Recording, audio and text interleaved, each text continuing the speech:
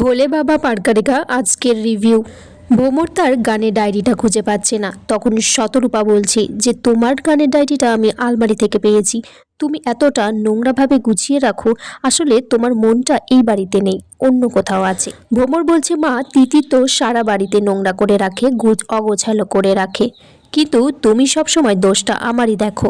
রায়পূর্ণা তারপর ভোমরকে বলছে যে ঠিক আছে, তোরা ঝগড়াঝাটি আর করিস না, চল আমার সাথে যাবি। শতরূপা বলছে দিদি, ছুটি কিন্তু ওকে ছেড়ে কথা বলবে না, ও এই ধরনের কাজকর্ম করলে। ভোমর তখন বলছে যে ছুটি আন্টিকে নিয়ে তুমি একটা কথা বলবে না মা। ভোমর বলছে ছুটি আন্টিকে আমি খুব ভালোবাসি, ছুটি আন্টির নামে কোনো নিন্দে কথা আমি শুনবো না। তখন শতরূপা বলছে যে হ্যাঁ, তুমি তো তোমার মায়ের নামে নিন্দে কথা শুনতে পারো। ভোমর বলছে যে বিয়ের পরে যদি ছুটি আন্টি কখনো আমার সাথে খারাপ ব্যবহার করে তাহলে সেটা তোমার কারণেই করবে। রায়পূর্ণা তখন বলছে যে ছুটিরা খুব ভালো মেয়ে, ঠিক আছে, কিন্তু তোমার মা তো পছন্দ করে না ওদেরকে, তাহলে তোমরা মেলামেশাটা না করলেই পারো।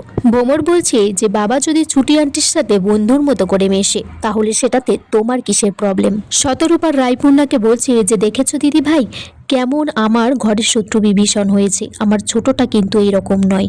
তখন ভোমর বলছে যে তোমার ছোটটা ঠিক তার উল্টোটা, ও তো আরও খারাপ, ও তো আমাদের সম্পর্কটাকে নষ্ট করতে চেয়েছিল। সেখানে সাক্ষ্য এসে বলছে যে তোমাদের কি রেডি হয়ে গেছো? তখন শতরূপা বলছি যে তোমার বউয়ের সাজঘরে কি তোমাকে সবসময় থাকতে হতো? তুমি তো আগে হলে মায়ের সাথে যেতে। রায়পূর্ণা তখন সাক্ষ্যকে বলছে যে তুমি তাহলে আমার সাথে যাবে না। তখন সাক্ষ্য বলছে কি করে যাব, বাড়ির শুধু লোক তো সবাই তোমার সাথে যাবে, ঝিল কি একা থাকবে? ওর সাথে তো আমাকেই যেতে হবে। ঝিল বলছে আমি তো হেঁটেই চলে যেতে পারবো এখান থেকে এইটুকু পথ। রায়পূর্ণা বলছে ঠিক আছে, আমার সাথে কারোর যেতে হবে না, সেটাই ভালো, আর আমি চাইও না সেই গাড়িতে যাক যাকে আমি পছন্দ করি না, যার জন্য আমার চূড়ান্ত সর্বনাশ হয়েছে। ঝিল তখন বলছে যে মা, এই কথাটা তো তুমি আমায় বললে, আজ তাহলে একটা কথা বলি, তোমাকে তো আমি বড় মামি বলে ডাকতাম, কিন্তু বিয়ের পর তোমাকে মা বলে ডেকেছি, আমি কিন্তু মানিয়ে নিতে শিখেছি। এরপর সবাই ঝগড়াঝাটি মিটিয়ে দিয়ে অনুষ্ঠানে অংশগ্রহণ করেছে। সেখানে সবাই খুব সুন্দরভাবে নৃত্য পরিবেশন করছে। এদিকে একটা লোক এসে সেই সাউন্ড সিস্টেমের লোককে বলছে যে তোমাদের গান করার সময় কিন্তু একটু গন্ডগোল করাতে হবে, কিন্তু লোককে বলবে যে তোমাদের সাউন্ড সিস্টেমে গন্ডগোল আছে, না হলে কিন্তু ধরা পড়ে যেতে হবে। এদিকে রায়পূর্ণা পৌঁছে গেছে, সেই কমিটির লোককে বলছে যে আমি যখন চলে এসেছি আমার অনুষ্ঠানটা কিন্তু আমি তাড়াতাড়ি শুরু করব, আমার মিউজিশিয়ানরা কোথায়?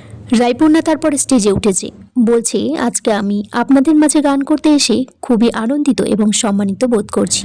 রায়পূর্ণা বলছে আপনারা যে ক্লাসিকটাকে বেছে নিয়েছেন আমরা তাতে খুব খুশি হয়েছি, কিন্তু এখনকার দিনে কি বলুন তো, কিছু কিছু মানুষ আছে যারা হুটহাট করে গান গাইতে শুরু করে দেয়, তাদের গলায় আদৌ সুর আছে কিনা তারা জানে না। এটা রায়পূর্ণা ঝিলের দিকে তাকিয়ে বলছে, তাকে বোঝানোর জন্য।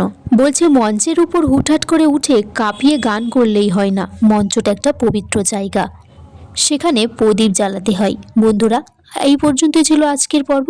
তোমরা কমেন্টস করে জানিও কেমন লেগেছে আজকের পর্বটা, আর চ্যানেলটিকে লাইক, কমেন্টস অ্যান্ড সাবস্ক্রাইব করতে ভুলো না।